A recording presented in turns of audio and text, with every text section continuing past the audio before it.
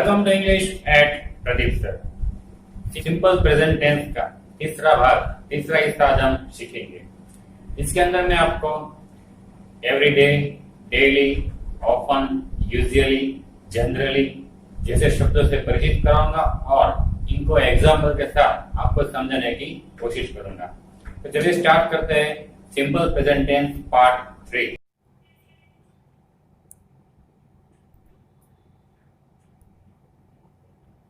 Simple present tense में उपयोग होने वाले शब्द, ये वे शब्द है जो सबसे ज़्यादा सिंपल प्रेजेंट टेंस में इस्तेमाल या फिर उपयोग में लाए जाते हैं। लेकिन इसका मतलब ये नहीं है कि ये सिर्फ और सिर्फ सिंपल प्रेजेंट टेंस के ही है। इसका उपयोग फ्यूचर में भी होता है और पास्ट में भी होता है, लेकिन सबसे ज़्यादा इस्तेमाल प्रेजेंट टेंस में, मतलब कि सिंपल प्रेजेंट टेंस में इसका इस्तेमाल होता है।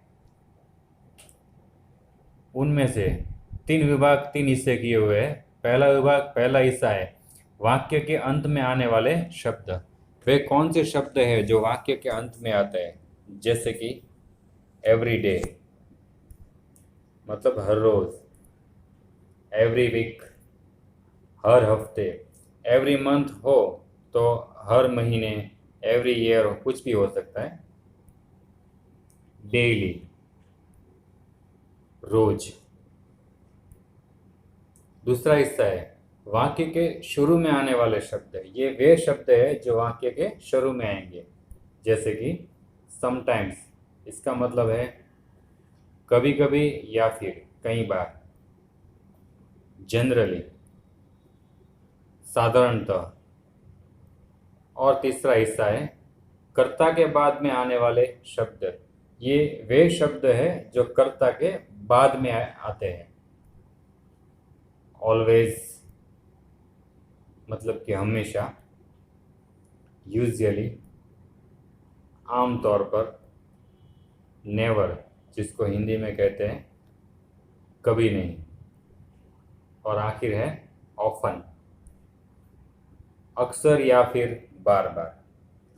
चलिए उदाहरण के माध्यम से इनको देखते हैं। पहले लेते हैं वे शब्द जो वाक्य के अंत में आते हैं। एवरी डे, एवरी वीक और डेली। एग्जाम्पल देखते हैं। मैं हर रोज सुबह 6 बजे उठता हूँ। I get up at 6 AM every day. यहाँ पर एवरी डे वाक्य के अंत में है। वह हर हफ्ते गांव जाता है। He goes to village every week. Every week वाक्य के अंत में। तुम रोज कहाँ जाते हो? Where do you go daily?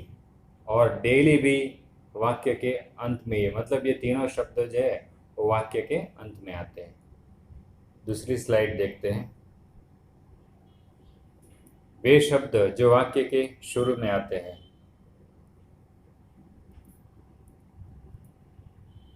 Sometimes और जनरली।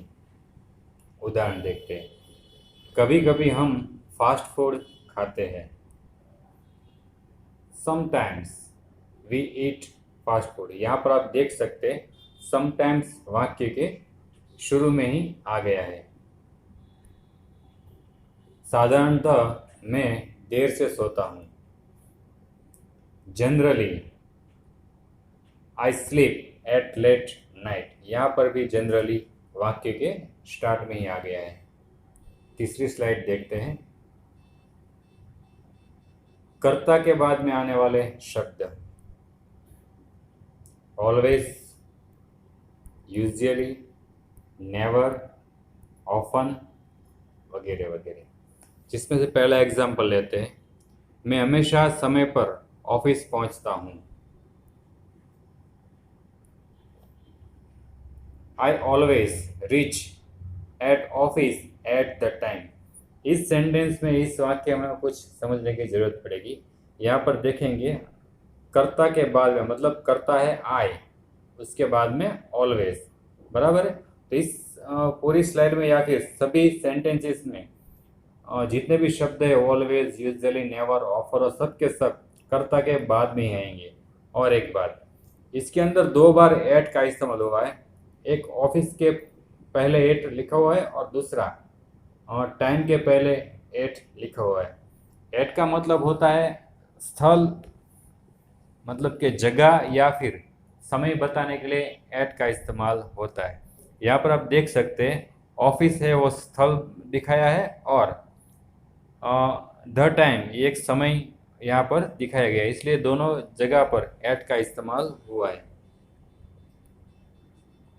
वे आमतौर पर बस से मुसाफरी करते हैं। दे यूजुअली ट्रैवल बाय बस, कर्ता के बाद यूजुअली का उपयोग हुआ है। वह कभी धूम्रपान नहीं करता। ही नेवर स्मोक्स, यहाँ पर भी देख सकते हैं आप, नेवर का इस्तेमाल कर्ता के बाद है। मैं अक्सर गर्मियों में शिमला जाता हूँ। I often go to Shimla in the summer. चारों के चारों शब्द कर्ता के बाद में उपयोग किए गए हैं।